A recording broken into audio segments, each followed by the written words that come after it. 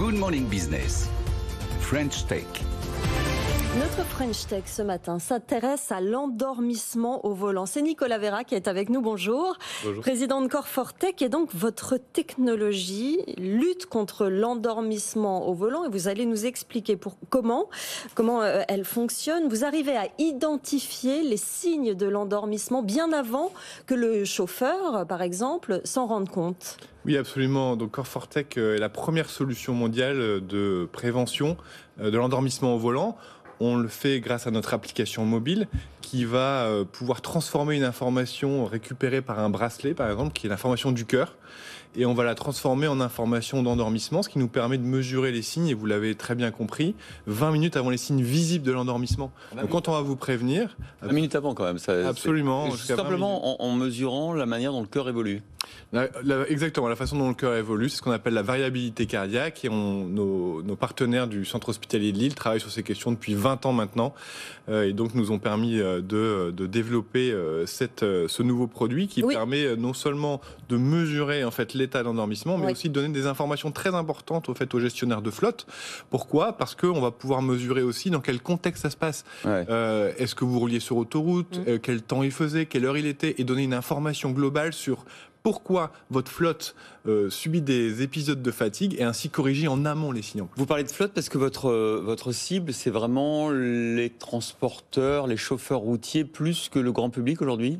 Donc aujourd'hui, notre cible, c'est complètement le B2B, c'est complètement les professionnels. Nos clients aujourd'hui sont des gestionnaires de flotte, de camions tout d'abord, de plus en plus en fait des flottes de véhicules légers, que l'on accompagne aussi dans le développement de nouveaux produits. On est en train de signer un partenariat exclusif avec un grand fabricant de montres américaines, il faudra qu'on revienne pour en discuter, qui va nous permettre aussi de proposer des produits de plus en plus, je dirais, avancés à différents types de populations. Mais donc, un grand fabricant de montres américaines, ça veut dire que là, pour le coup, vous vous adresseriez à un marché un peu plus large, du coup.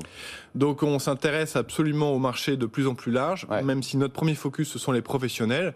Maintenant, la Commission européenne nous encourage, puisque plus vite que prévu, et c'est évidemment une excellente nouvelle pour nous, là, ils légifèrent sur le sujet, c'est sorti depuis le début de l'année, et donc va obliger à partir de 2024 tous les nouveaux modèles, 2026 tous les nouveaux véhicules à s'équiper de ces systèmes d'endormissement, et avec une efficacité en fait nécessaire, bien sûr.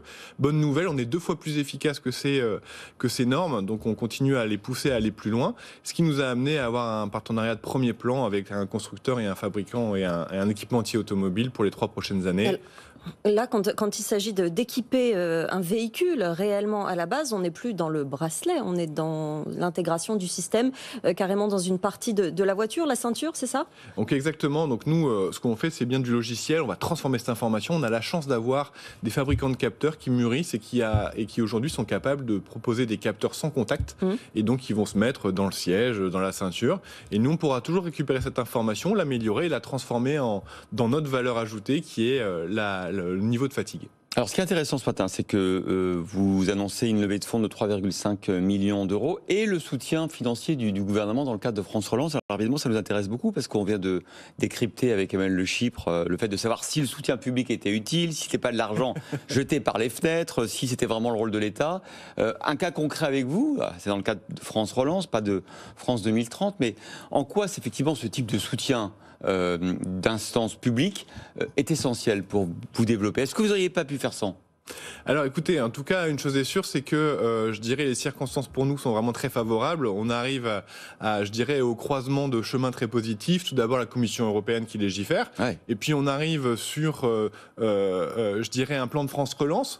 France Relance, pourquoi pour nous il est important ? Il est important parce que finalement l'État met aujourd'hui en avant et va pousser des solutions qui permettent de sauver des vies demain, donc qui sont clés évidemment dans le développement de la filiale automobile. Et j'entendais aussi Emmanuel qui parlait en fait de recherche fondamentale. Alors la recherche fondamentale c'est très en amont, mais finalement aujourd'hui l'État se propose de supporter ce qu'on va appeler de la deep tech, de la science. Nous sommes de la pure science, donc finalement on se trouve à la croisée des chemins avec à la fois un financement de science pure et à la fois un développement de business, puisqu'on avait la maturité pour, donc très important pour nous. L'alignement des planètes, mais est-ce que du coup, il y a de la concurrence Est-ce que vous êtes en avance en Europe, par exemple, avec vos concurrents? Donc on est unique en Europe, on Ouais. est unique au monde en fait sur la technologie. Donc c'est une législation Core Fortech que fait l'Europe en imposant effectivement Absolument, on l'espère bien. Bien sûr, la concurrence va se développer et c'est une bonne nouvelle. Ça veut dire qu'il y a un marché, mais absolument oui, on est très en avance sur le sujet, ce qui fait qu'on est déjà bien en discussion avec beaucoup des partenaires les plus importants en termes de construction automobile. Et là, je peux pas répondre que c'est en Europe, aux États-Unis, puisqu'ils sont globaux. Donc dès qu'on touche là, on dépasse ce cadre. Vous avez combien de chauffeurs équipés et combien de clients? Donc en réalité, notre objectif fin 2022, c'est d'arriver à 12 à 15 000 véhicules équipés. Aujourd'hui, donc on va dire qu'on va passer du millier à la dizaine de milliers. Oui. On a fait à peu près 1 million de kilomètres depuis début septembre avec nos clients, qui sont essentiellement des transporteurs routiers, et puis qui sont de plus en plus aussi des flottes de véhicules de commerciaux, par exemple pour un grand groupe. Je pense à un autre grand groupe qui travaille avec des agences sur des chantiers, qui va bouger d'un chantier à l'autre, par exemple. Combien de salariés aujourd'hui dans Core Fortech? Alors on est 11, Vous êtes 11. si vous m'avez posé la question il y a 3 mois, je vous aurais dit 4. Et si vous me posez la question pour dans un an, on aura certainement au moins doublé l'effectif. Et vous êtes toujours à Lille, parce qu'au départ vous êtes des chercheurs du CHR de Lille? Alors, Enfin, avec des chercheurs. Avec des CHR, donc ce sont nos partenaires du quotidien, et c'est pour ça qu'on reste à Lille, c'est pour continuer à développer et toujours innover avec eux. Absolument. Bah écoutez, Lille, on va aller très très bientôt à Lille pour une délocalisation de la matinale, parce que là aussi, il y a un fourmillement de start-up et de French Tech. On va aller les voir. On a Euratechnologie, venez nous voir, on vous accueillera avec grand plaisir. Avec grand plaisir. Merci beaucoup. Nicolas Vera, président de Core Fortech, d'avoir été sur le plateau ce matin.